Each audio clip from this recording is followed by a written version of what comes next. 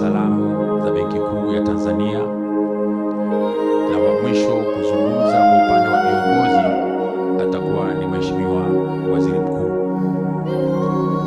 Baada ya hapo mimi nitatoa salamu za familia. Mheshimiwa John Heche, tafadhali sana tunakuomba ufike mahali hapa kwa ajili ya salamu hizo.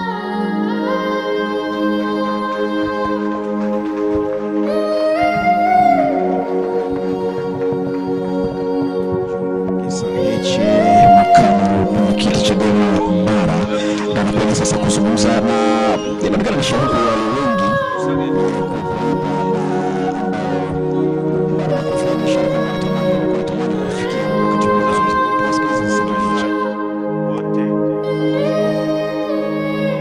familia ya mzee Mtei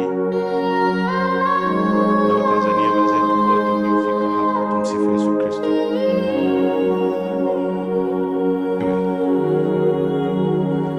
Familia ya mzee Mtei, kwanza pokeeni salamu za mwenyekiti wetu Mheshimiwa Tundu Lissu ambaye yuko gerezani kwa sababu wote tunazozijua kwamba ni za uongo. Ameandika ujumbe mrefu, tutaposti na tutakabidhi kwa familia. Kwa tunaleta salamu za pole kutoka kwa Mheshimiwa Tundu Lissu na chama chetu.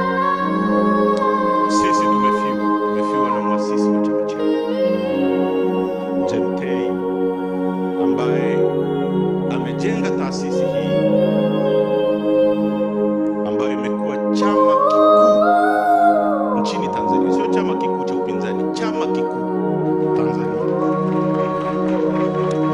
Sisi kwetu tumepoteza mtu muhimu sana. Kila mtu aliyekuja kuzungumza hapa, na namshukuru kakaangu Zitto Kabwe amezungumza vizuri sana kuhusu msimamo na baba askofu wa mzee Mtei. Kwa wale mnaotuona sisi Chadema na misimamo yetu, ni kwa sababu ya DNA, vinasaba vya muasisi wa chama chetu. DNA yetu sio kufitin kwamba jambo lifanyike rahovyo sisi tutafute njia ya kufitin. Sisi hatuko hapo.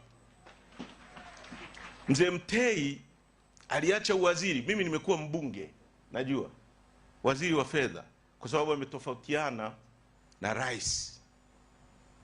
Na sasa hivi baba askofu ingekuwa hatari, kwa sababu angeweza kupotea au lolote lingempata. Aliacha uwaziri. Nani anaweza kuacha uwaziri leo? Sana sana utakachofanya, rais anataka tuende hivi, utaalamu wangu uniambii tuende hivi, lakini ngoja niende hivi, ni fitin pale anapotaka ili tuende mbele. Kwa huyu ni mtu ambaye ametujengea taasisi ambayo ni ya mfano, na sisi tunamkumbuka sana na tutamkumbuka.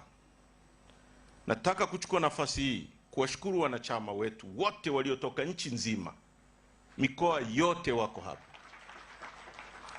Mwenyekiti Mbowe, nataka nikuhakikishie kwamba wanachama wetu wamekuja kwa mamia, kwa maelfu. Viongozi nchi nzima, pamoja na mateso wanayopitia, kwa sababu nimeona hapa watu wanasema tutofautiane kwa sera. Sasa hivi ukitofautiana kwa hoja ndio unapotea. Watu wanapotea na hawaonekani, sio mzaha. Kwa sababu baba, tumefuata kile ulichotufundisha kufuata. Hatukosei chochote. Tunapotezwa kwa sababu tumekuwa wafuasi wa misimamo yako. Lakini tunamuomba Mwenyezi Mungu akupokee. Nataka kuhakikishia Watanzania na wanachadema nchi nzima, chama chetu hakitayumba hata tone kutoka kwenye msimamo aliyoianzisha mzee huyu, kupigania haki za watu, kupigania uchumi shirikishi na kusema ukweli daima. Mwenyezi Mungu atubariki. Asanteni sana kwa kunipa nafasi ya kunisikiliza. Mzee wetu, uende kwa amani ya Bwana. Asanteni wa Tanzania. Asante sana Mheshimiwa Makamu Mwenyekiti.